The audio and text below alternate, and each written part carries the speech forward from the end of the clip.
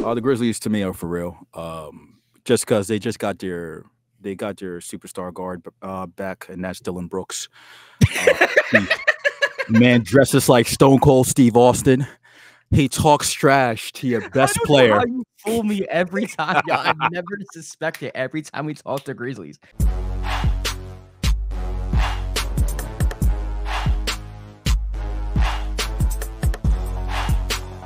You are now listening to The Dime with Josh Rodriguez, your weekly go-to podcast for all things NBA. And now, your host, Josh Rodriguez. What's going on, everybody? Welcome to The Dime, presented by the Ball is Life Podcast Network. The NBA has a new CBA agreement, and Kwab and I play a Western Conference Finals edition. Actually, just a Western Conference edition of For Real or Fugazi. But first, if you want to follow The Dime, you can on Twitter, Instagram, TikTok.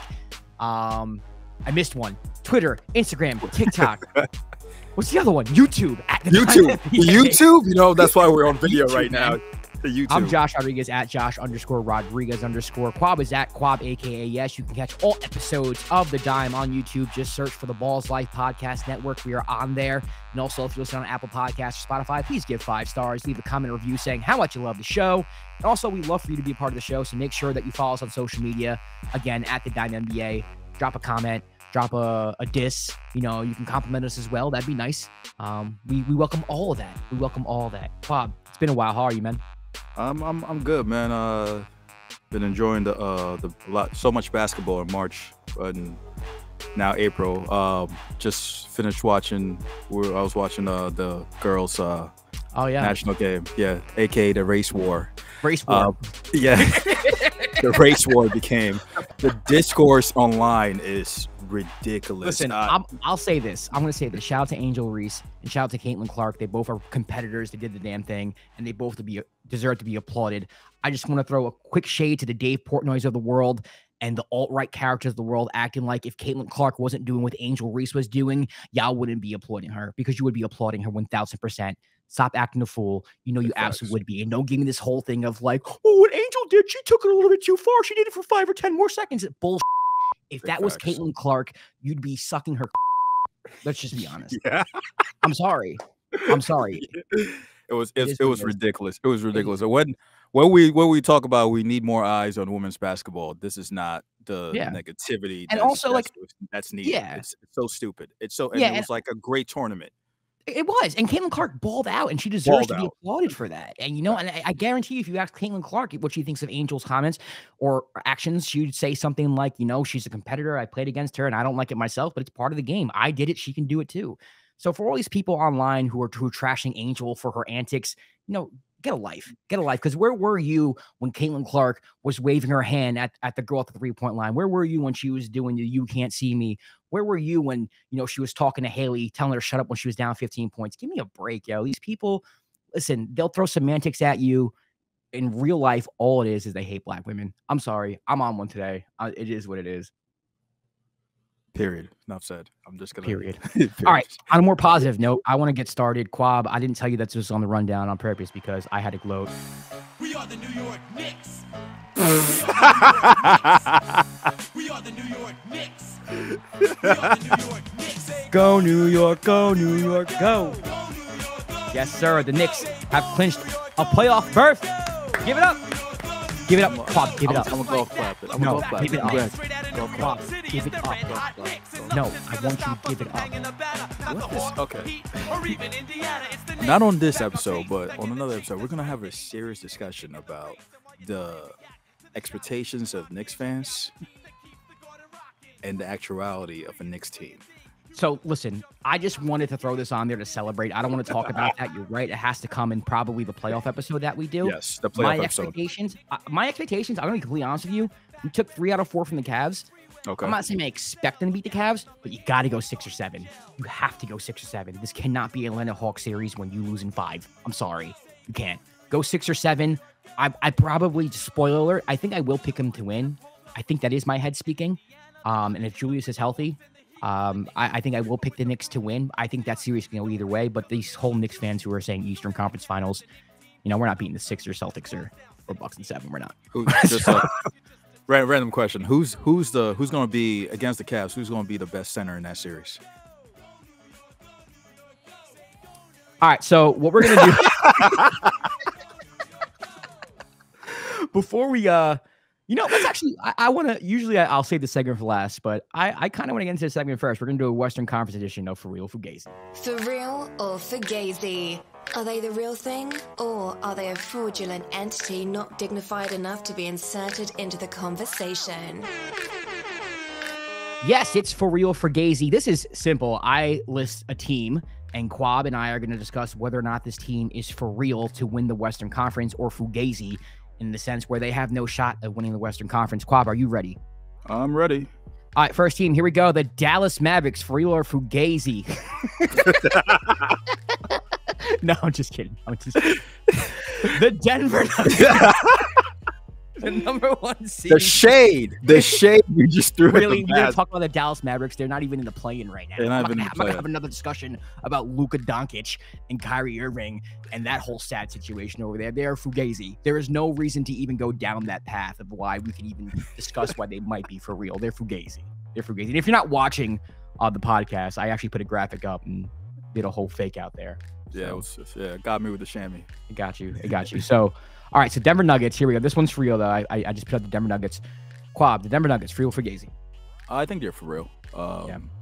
They have possibly the MVP, the 3-time MVP, which is a whole other discussion. Yeah. When your offense is rolling, you're unstoppable. The problem is going to be your defense, and what is it going to look like during the playoffs when teams try to put Jokic in a pick and roll and attack him at the rim. But I feel like they're one of the many teams that could come out the West. So I'll say for real. I'm going to say for real with the Denver Nuggets because I think, they've been the best team all year in the Western Conference. They've pretty much been the only consistent team all year in the Western Conference. And you might have gripes with how they play defense, or you might not trust them in the fact where, we've been down this road with the Nuggets before. Why would I trust them now? Well, why would you trust any other team in the Western Conference right now based off how they played all year? So for me, just by default, I kind of have to say that they're for real. Mm-hmm. I do share the same concerns with you, Kwab, about putting Jokic in the pick and roll and going at him. We saw some teams do that, late in the regular season and have some success, and the Nuggets struggled for a little bit.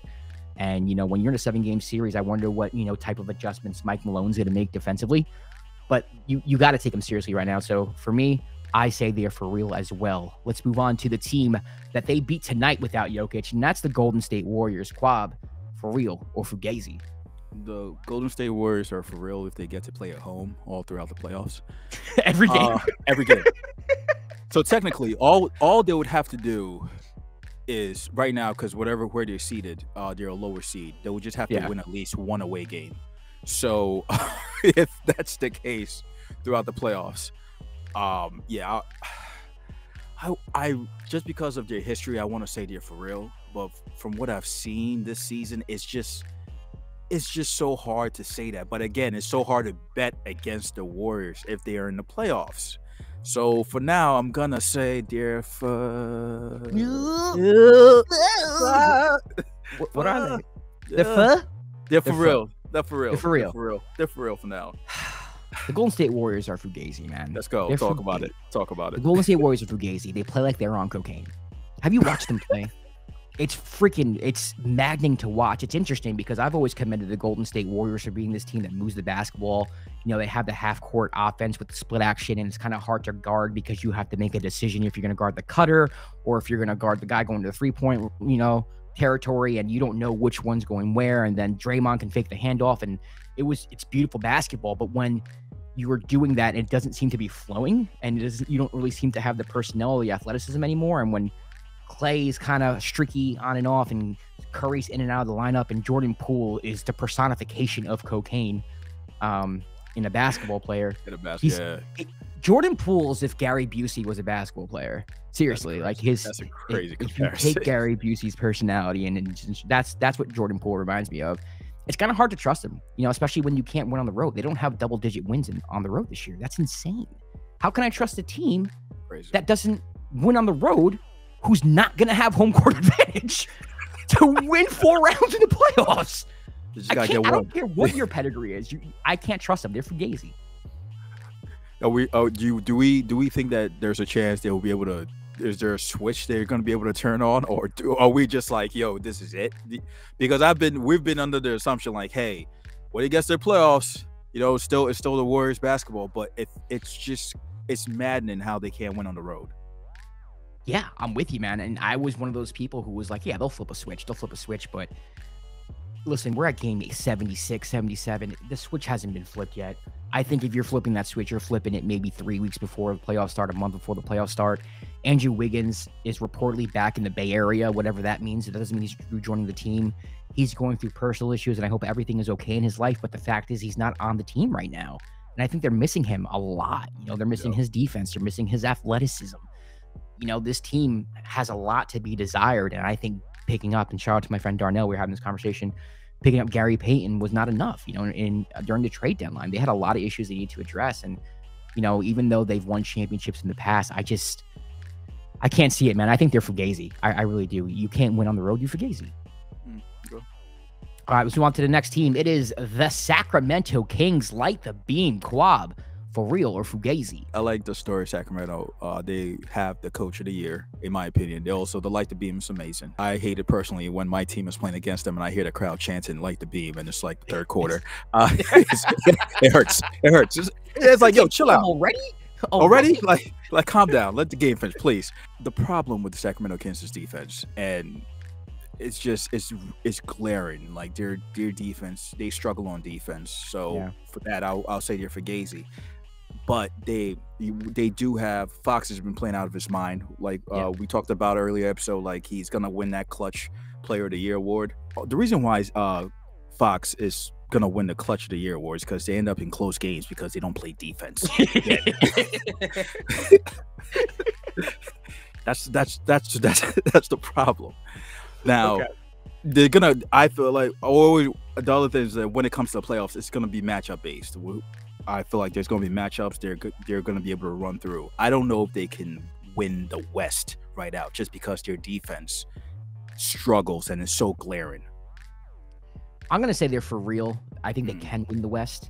I think the defense is a problem. I think Mike Brown will tell you that too. I mean, he delivered a pretty telling post-game press conference after the loss to the Spurs today. They basically lost to the Spurs like their backup squad. It wasn't like, you know, they had their A team out there, and even the A team for the Spurs is one of the worst teams in the league. So when McDermott's dropping 30 on you, you know, you kind of have to question what's going on here. My thing with me saying they're for real, though, is like every team is flawed. Like every team West is like, you know, if this was any other year, like where the Warriors were the Warriors, or, you know, if the Lakers were healthy all year, and like I can, you know, trust the fact that they can be consistent, then I would be like, yeah, this is not the, or if the Suns, for instance, like weren't like injury, then I'd be like, yeah, this is not the year. But this is the same thing I said with the Nuggets. Like, it's kind of hard to say no when everybody else has their issues. This just so happens to be the Kings' issues. Can they outscore you? Yeah, they can outscore you. Yeah, they can do it for us sometimes. Yeah, because teams can't have a hard time guarding them too. Now, am I going to pick them to win the West? No, but if they win the West, I won't be shocked. You know, they won't be my first option. They might not even be my second or third. But if they win it, I'd be like, you know what? It was a down year for the West. It was such a down year that the Sacramento Kings won the Western Conference.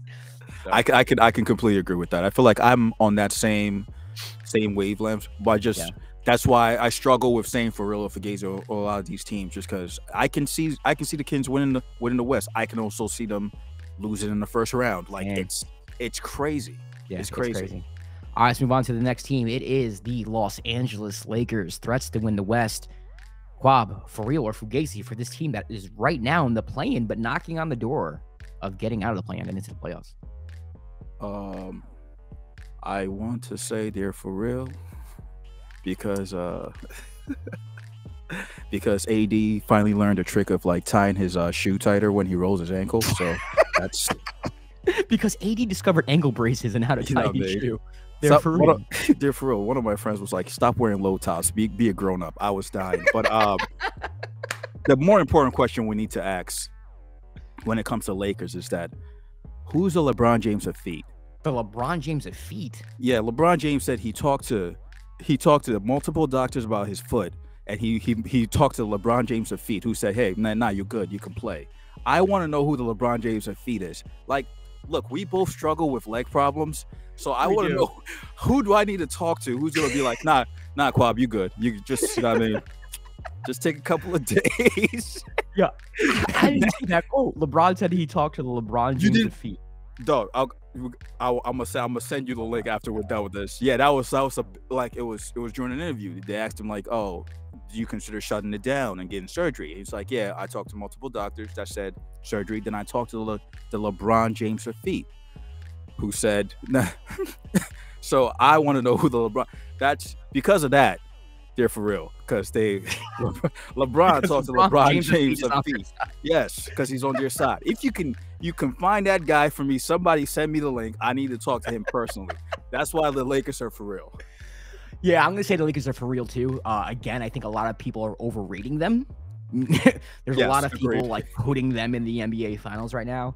And again, this is either going to be a constant theme throughout the whole Frilo Fugazi segment. I didn't use it for the Warriors because their road woes are so terrible. For the Lakers, they've been playing good basketball since they've made the trades. LeBron James is getting healthy. AD, when he's healthy and right, he's a top 5 player in the league. And I will say top 5 player in the league. I think he's that good when he's healthy and when he's engaged.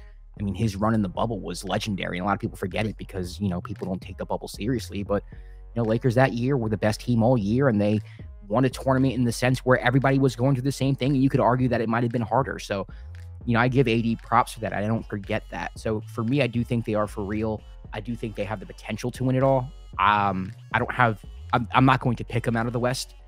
There are other teams who I would pick before them. They wouldn't be first. They wouldn't be second. But as much as it pains me to say, they can win the West. And did you see the comparison people had today after their game against the Rockets? No, what was the comparison? Because Rui had a good game and AD was playing out of his mind. They were like, people had a picture of Rui next to AD with Kawhi and Tim Duncan. Why? They said that's the new age Kawhi, midi Kawhi, because Rui was playing like how his draft comparison back in the day was. They're like, yo, he's back. I love Lakers Twitter. Lakers Twitter is crazy. Twitter is the most delusional, probably. The highs are very high. Bro, it's the crazy. Lows are very low. But listen, if you're not on Twitter, you should make a Twitter account for the rest of the season. That's it. Because after the season's over, I don't know how much I'll be on Twitter because of some circumstances involving the person who owns it. But go on to Twitter and go to Lakers Spaces because they are comedy. Whether they win or lose, it's comedy. It's comedy. It's hilarious. All right, let's move on to the next team. The Phoenix Suns, for real or Fugazi? Kwab, what do you got? Yeah, they're for real. Yeah.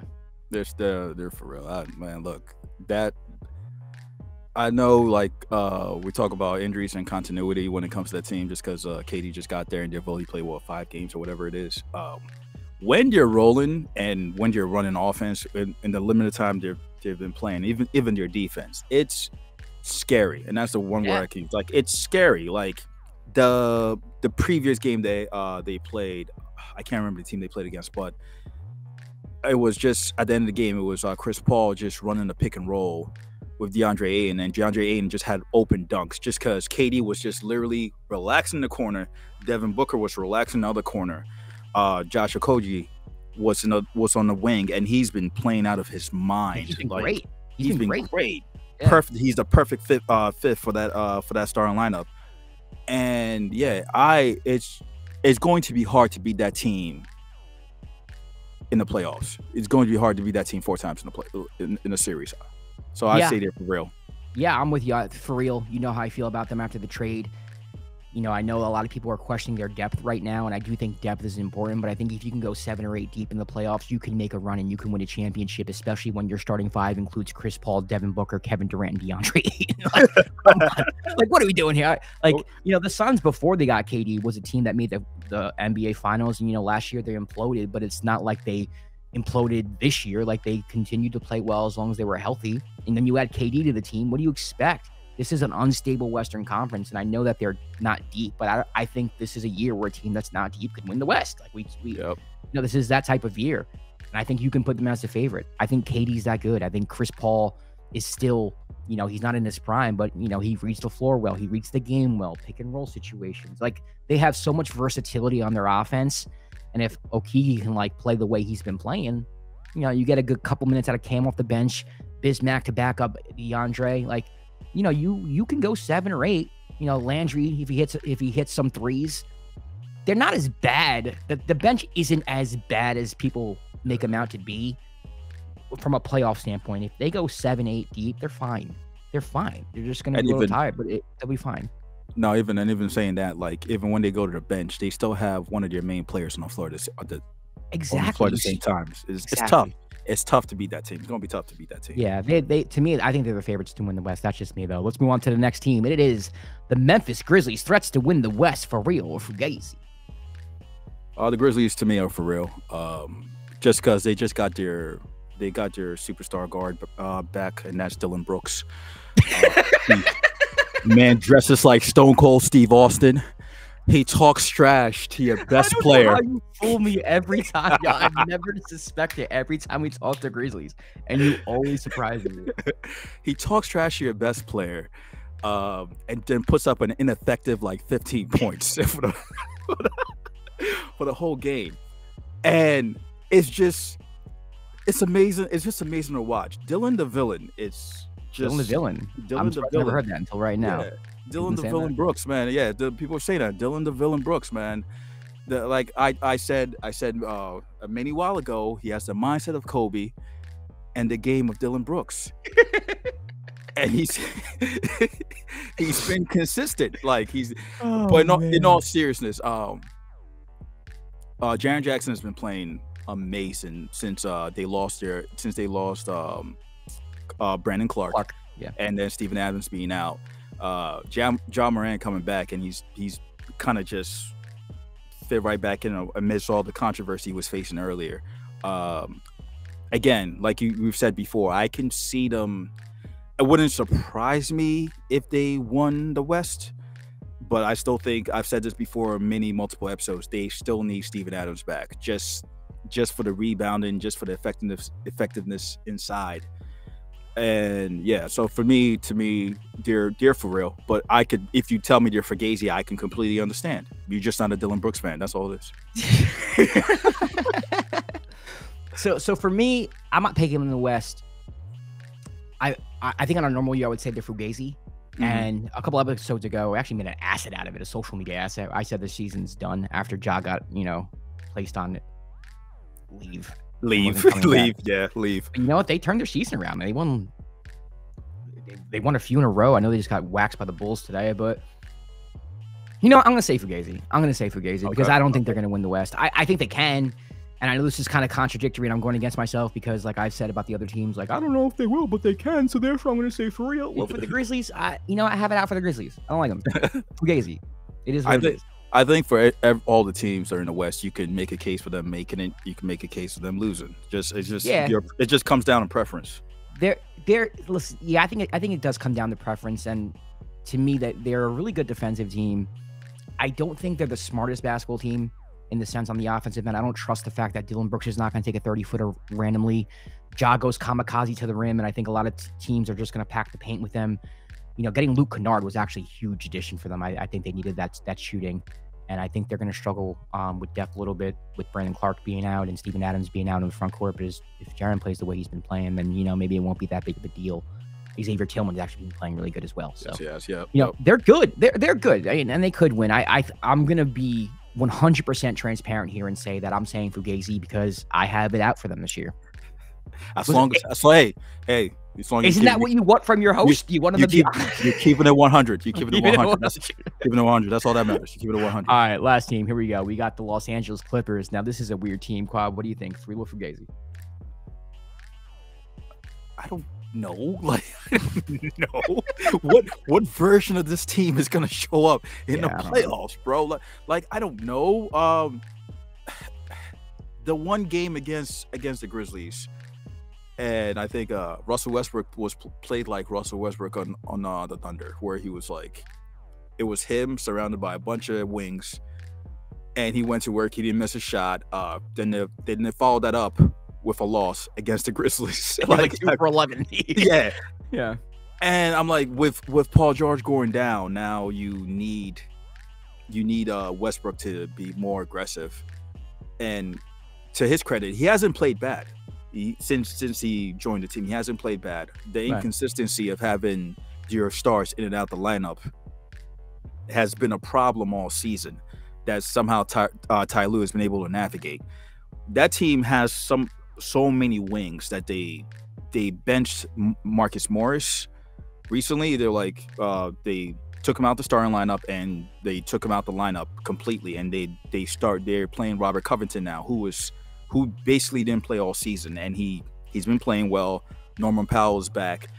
I can see them winning maybe a couple rounds. I don't know if they get out the West.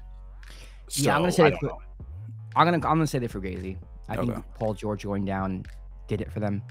You know, they always had a really high ceiling. At the beginning of the year, I was one of the people who were like, man, this might be one of the deepest teams I've ever seen. Like deep, you know, their bench, and you know, Rocco hasn't really been in the lineup as much as a lot of Clipper fans want him to be. I think the addition of Bones Highland can help, but you know, Ty Lue has him in and out of the lineup.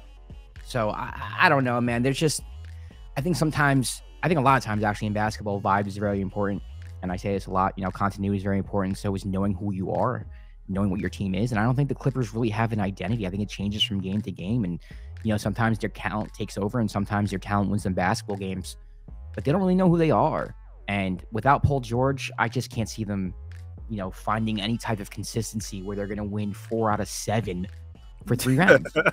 You know what I mean? It's just, I don't know who's going to knock him out. They could beat anybody and lose to anybody in any amount of games. Like, you can tell, like, that's how I feel about them. Like, oh, you swept the Kings? I believe it. Oh, you got swept by the Kings? I believe it. I believe it. Yeah. Yeah. So for me, agree. Yeah. So for me, they're Fugazi. And that's going to do it for our For Real or Fugazi segment. Before Kwab and I bounce, we do want to talk about the new CBA agreement, though, that just went down. Kwab, just a quick, you know, overview of what the CBA agreement is. It's basically a new 7-year collective bargaining agreement that the players will play under. You know, that's where strikes and lockouts happen. For those of you who don't know, it's when these contracts are up and the owners and players can't come to an agreement. You know, those players might say, hey, we're going on strike till we get into an agreement. Or the owners say, hey, we'll lock you out until we come to an agreement. This basically ensures that, you know, the NBA will be going without a strike or a lockout for 7 years, which is always good because that hurts the sport. So some notes here. I'll run through them. NBA players will now be able to invest in NBA and WNBA teams under the new CBA, which I think is pretty cool. I think a lot of people take this out of context in the sense where it's like, oh, you're telling me Julius Randle's going to invest in the Brooklyn Nets? That's a conflict of interest. I don't think that's how it's going to work. To me, the common sense says someone like Julius Randle, well, he can invest in the New York Knicks if he's a player of the New York Knicks. I think you have to be a part of the organization. It also says players can invest in sports gambling ventures, not betting on games, but investing in companies. So basically, they're lifting the veil off of that, saying, hey, listen, you can't bet on games, but, you know, we recognize that these are companies that make money. You can make money with them too, as well as cannabis companies, which I think is pretty cool. Also lifting cannabis being tested from drug testing, which I think is very progressive. I'm someone who's never smoked weed in my life, but I am all for the legalization of cannabis federally and, you know, in private companies as well in the NBA. So I think that's good. We can talk about that. Some new, I guess, I don't want to say restrictions, but the mid-level, correct me if I'm wrong here, Kwab, it's the mid-level exception, right? They raised how much that is, but if you go over a certain amount in the luxury tax, you can't have a mid-level exception. Yeah, for the higher spending teams have more restrictions placed on them in terms of like how much money they can send out for trades. Right. Or like in terms of signing players, there's a lot of restrictions put on the higher spending teams to right. And then the medium and the lower level teams have less restrictions. Right. So we'll talk about that in a second. All NBA voting will be positionless under the new CBA. So all NBA teams, it won't be guard, forward, center. It'd be like, hey, who are the 5 best players? Next 5 best players. Next 5 best players. And then there will be a 65 game minimum to qualify for NBA awards, which I think is pretty cool. So you have to play 65 games to win MVP, most improved, things of that nature.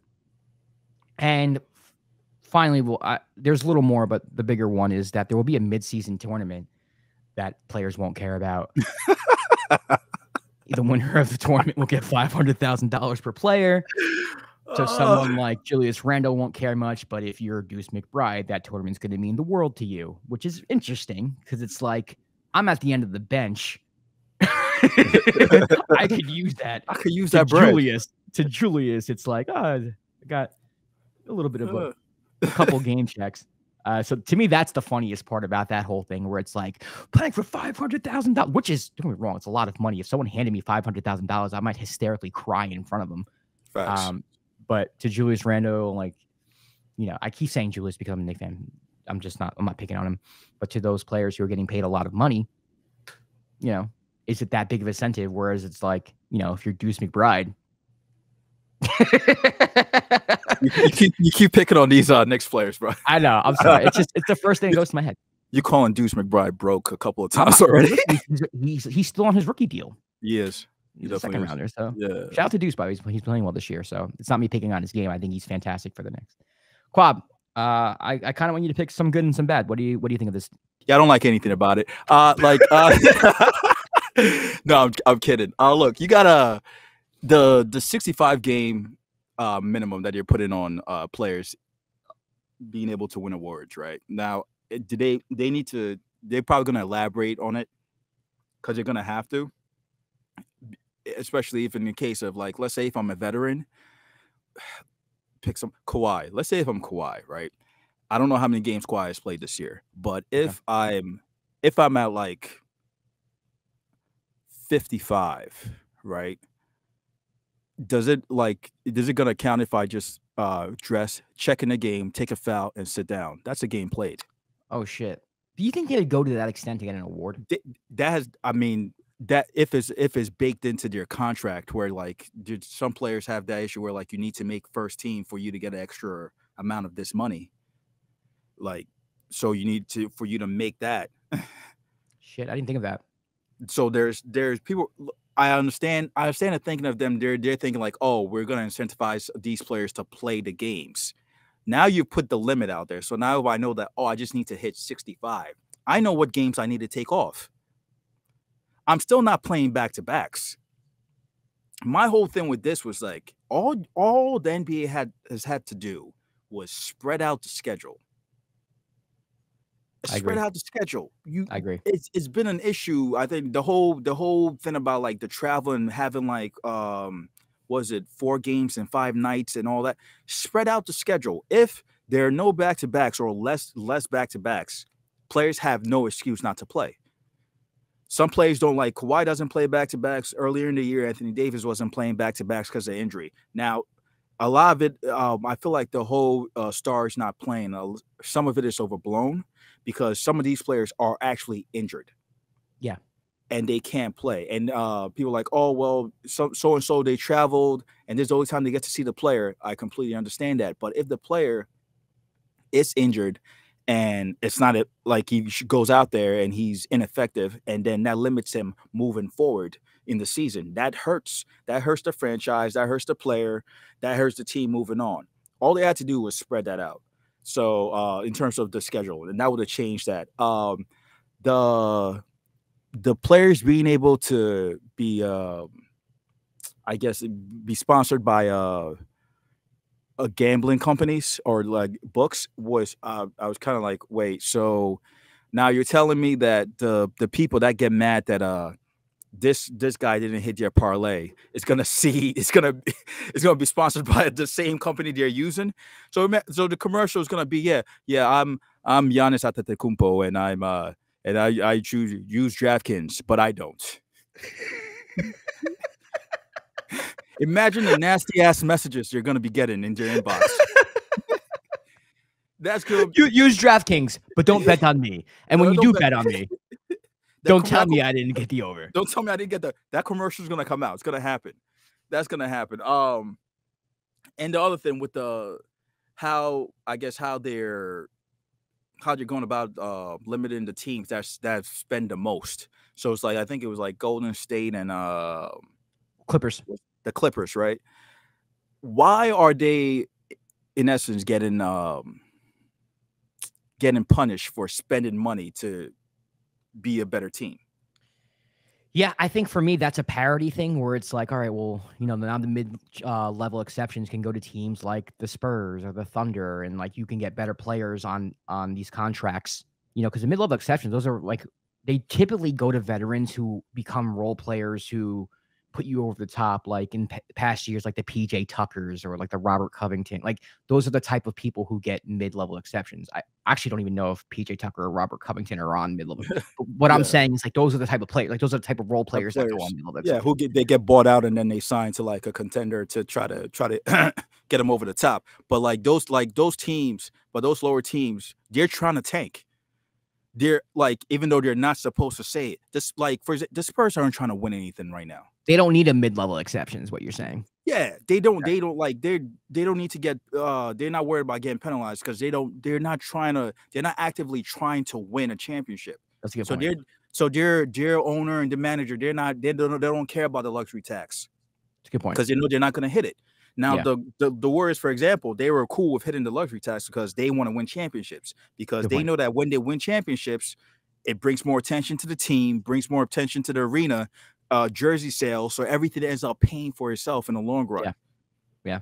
So like a lot, when I saw that, I was kind of like, I kind of had a eyebrow up, like, oh, okay, I'm kind of confused. But again, I think a lot of stuff is going to be better elaborated as the days progress. But from the very first time I saw, I was just like, this is weird. The only thing I was cool with, like, no, you can now smoke weed. Like, that's cool, I guess. That's the only thing I liked. Yeah, man. I mean, I would probably echo the same things you said, so I'm not going to say them over. I think you did a pretty good breakdown there. I think the only thing I would add, and this goes to what you were saying about extending the games and extending the season, I would actually put in less games. You know, that's an issue as well. Like, instead of 82 games, make it 72 games, 68 games, whatever it is, you know, and don't have back-to-backs. Now, there really isn't an excuse because now you don't have back-to-backs and you have less games. You play 60 to 70 games a year anyway. Now we're making the season 60 to 70 games. What's your excuse now? You know, I think that's the biggest problem the NBA has. The biggest problem the NBA has is basically like, you don't know when the stars are going to be playing. Yeah. You know, the NBA and NBC, we used to watch it back in the day, and it would be a triple header. It'd be like Sonics versus Jazz. And I knew that Kemp and Payton were playing, and I knew that Malone and Stockton were playing. Knicks versus Magic. And I knew that Ewing was playing, and I knew that Penny Hardaway and Shaq was playing, followed by the Bulls and the Spurs. And I knew that Jordan and Pippen were playing. I knew David Robinson was like, you knew they were all playing. Like, and I think that's the problem where it's like, I can't get excited anymore about Sixers Nuggets because Joel Embiid's going to be out. I can't be excited about Nuggets Warriors like I was today because Jokic is going to be out. You know, it's like, we don't even know what these, like, what we're getting on a nightly basis. And then you have the element of like buying tickets. You know, if you're a Warriors fan living in Brooklyn, you know, Steph Curry comes to Brooklyn once a year. What if he sits out that, you know, you buy your son a birthday gift, like you get good seats, $150 to sit in the Barclays Center to watch Steph Curry, and then he doesn't play because of rest. I'm not saying Steph rest, but you get what I'm saying. It happens. Yeah. So to me, that's more of the glaring issue. That's the one thing I wanted to add to you, to what you were saying, but everything else you said, I mean, pretty much on point. You know, I'm a big fan of the fact that they're not testing for marijuana anymore, just mainly because like it hits like the political side of me. Like, you're yeah. So I think that's cool. The midseason tournament, I think we're gonna have more fun with that than people think. You know, I think that's gonna actually be like when it actually does happen. We're all gonna watch it. We're all gonna like tweet about it. It's going to be fun. It's gonna be ridiculous. I agree. I think it's gonna be a lot of fun. I think it's right now. It's one of those things where it's like the cool thing to be like, oh, the midseason. Who cares who wins the midseason? Nah, it'll be fun, man.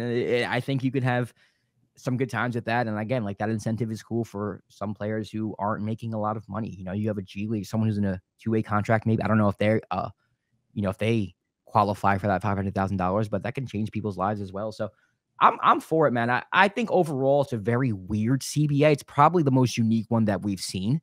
Facts. But we'll see. You know, I think the next CBA 7 years from now or 7 years after this starts taking place, I think what has to be in there, especially if load management is still an issue, is like, listen, we got to shorten the season.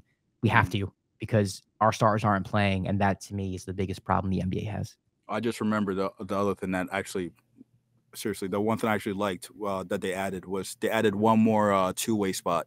So now you can have 3 2-ways, which I think is dope. It just gives more opportunity for for a player to be in somebody's system. Yeah, I agree.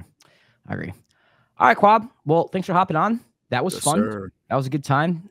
Ladies and gentlemen, thanks for joining us on The Dime. We are a week or so, a week left of the regular season. Then the the play-in starts midweek next week. So we're almost there. If you want to follow me on Instagram, TikTok, all that good stuff, I'm Josh_Rodriguez_. Kwab is at Kwab, aka yes.